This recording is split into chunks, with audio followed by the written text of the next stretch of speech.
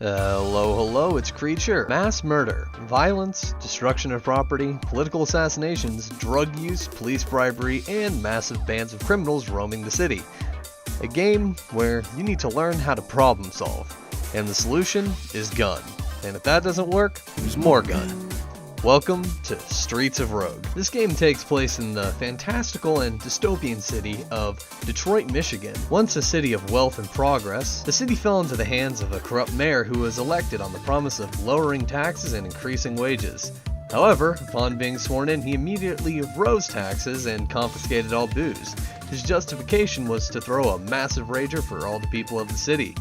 It in fact was not a massive rager. Instead, there was like one single keg and a bag of Tostitos, with no dip. With all the money he had taken, he had hired his own personal private army to keep the city under an iron grip, forcing a ban on all anime hentai doujins as it is super weeb shit and degenerate shit. However, the straw that broke the femboys' back was the ban on chicken nuggets and tendies. Outraged by this, a group set up Meta Communications using a Korean basket weaving site to organize a resistance operation in order to get their waifus and tendies back. However, they're all too lazy, socially inept, or short in order to properly organize a resistance. The manlets look for a saving grace in order to bring back anime titties, Mike's hard apple cider, and most importantly, chicken tendies. This is where you come in, an unwitting schmuck who is hired by the resistance to be the sole agent in the field. You must complete tasks in order to progress through the levels and move up the levels of the city to get to the mayor, kill him, and then take his place as leader. Graphically, this game looks pretty nice. It's another 8-bit game, which seems to be the trend with mini games nowadays, but it looks nice nonetheless. Personally, I'm of the mind that had Minecraft not existed, we wouldn't see as many of these kinds of games. I mean, like, come on. I know pixel art looks good and brings back the feeling of nostalgia, but for God's sakes, can we get something other than pixels? I mean, the joke that people get like a 4K monitor with an i69 subtuple processor in their computer with an NVIDIA XXX 420 XXX 1v1 me dust headshots only computer to run the last Ninja for the Commodore 64. Yeah! It's the good shit right there! Sorry, I haven't taken my daily recommended dosage of femboy pills for some time, and I think Daddy's getting angry. But the graphics are good nonetheless. The music in this game fucking slaps. It has no business being this good. It's like they put all of their art points into music and were just like, fuck, and still managed to make a good looking game. And sounding game. Take a listen.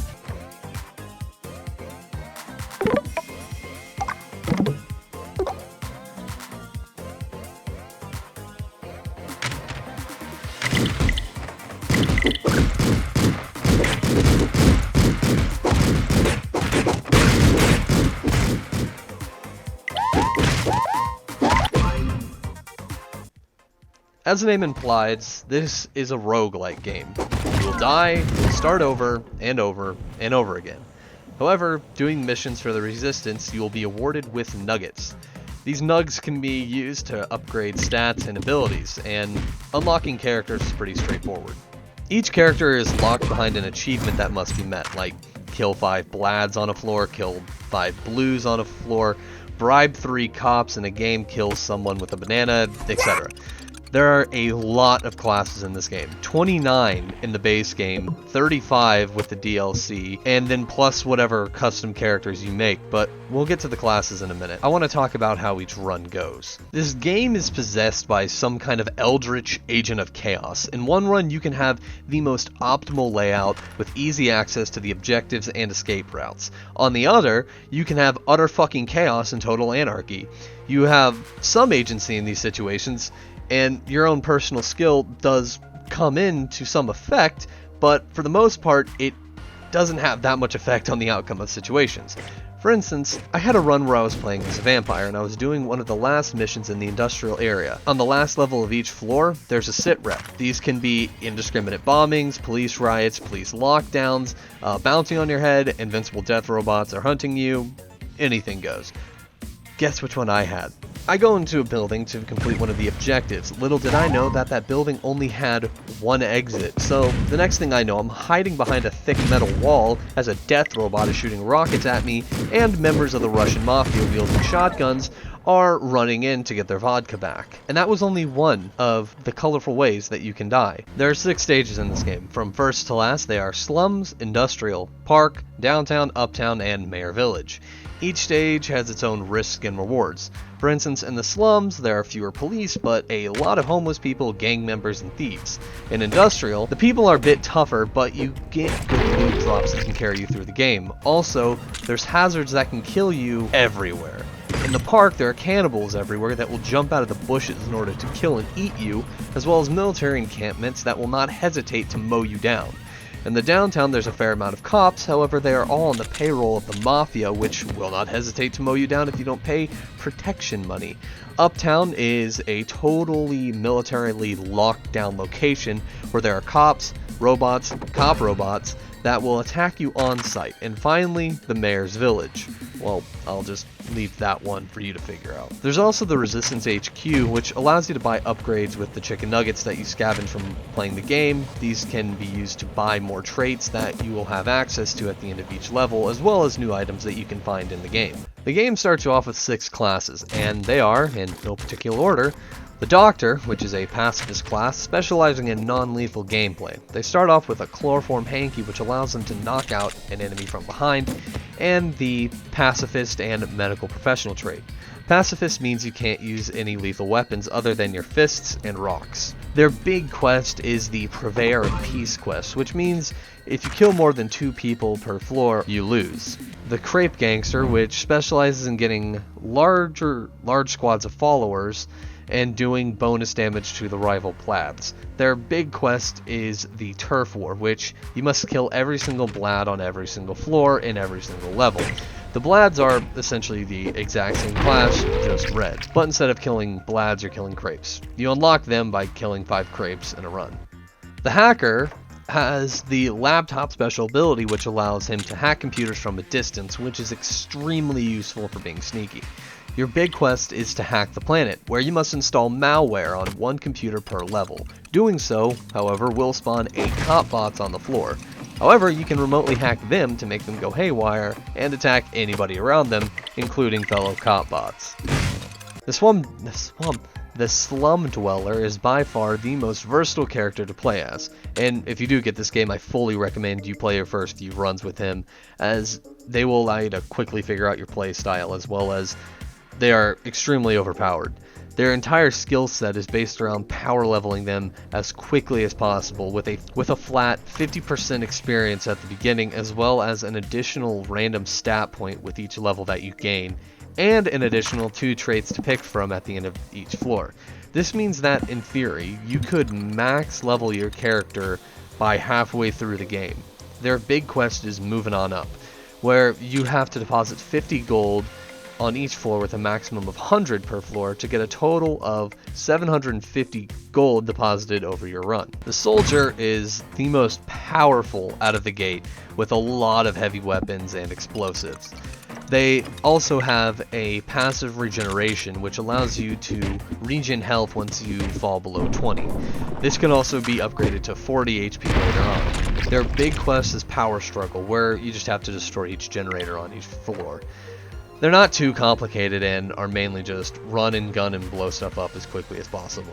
Last but not least is the Thief. As the name would imply, you're a sneaky boy who must steal and sneak around. You start off with lockpicking equipment and the ability to pickpocket people, but if they catch you pickpocketing them, they will try to kill you. Your big quest is indiscriminate looting, where you have to rob each chest on every level.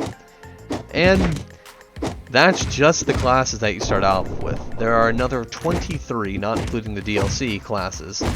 To keep the script under 10 pages and under 30 minutes, I'm going to talk about one of my favorite classes and how to unlock them. The rest, well, you're going to have to play and find them out for yourself.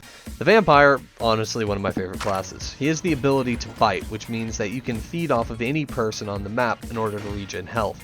However, feeding and blood bags are your only way to gain health. They are also very quick, but most people don't like you.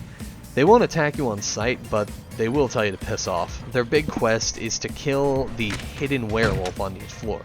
You can unlock them by destroying 20 gravestones in a single run. This isn't hard due to the fact that many of the graveyards spawn with anywhere between 10 and 20 graves, and you can easily do this in the first level of the slums. The character that you pick will have an affinity with other NPCs that populate the maps. As for most NPCs, they are just random variants of the classes that you can play. There's also the class struggle perk, which allows you to have a positive affinity with any NPC that is the same class as you. But for the gangster faction, that's already the case. You can also get friendly NPCs by either helping them out by freeing them from jail or freeing them from slavery. You can get people in your party by paying them, but for the most part, they will leave you at the end of the level unless you have the trait that stops that. There are a lot of classes that you can just spend hours and hours trying to figure out what your preferred playstyle is. This game is amazing. From the graphics to the absurd amount of classes to unlock and play, the replayability is crazy and the music is awesome. I highly recommend that you get and play this game. It is so much fun. The music and the sound just take it all the way to the next level, and the absurd nature and premise of the game just adds that much more fun to the game, and I highly recommend it. I'm going to give this game a final score of 9 out of 10. It's truly almost a flawless game. I can't find any major problems with it. However, I wouldn't call it a masterpiece. There are the occasional bugs here and there, for instance getting stuck in the terrain in some of the later missions, and the end stage kinda feeling like a bit of a letdown. But it's $20 on Steam, and I have seen it go on sale for quite a bit less. I would highly recommend that you pick it up and try it out. Well, that's the end of this review. I finally found a game that made me top Bannerlord.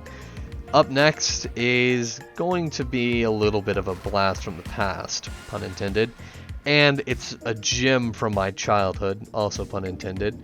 I rediscovered this a little bit ago, and it's a game that me and my older brother used to play a lot, and I would really be happy to show it to you guys as well. So, I'll see y'all in the next one. I'll see you in the next one. Peace. Unit teleported safely.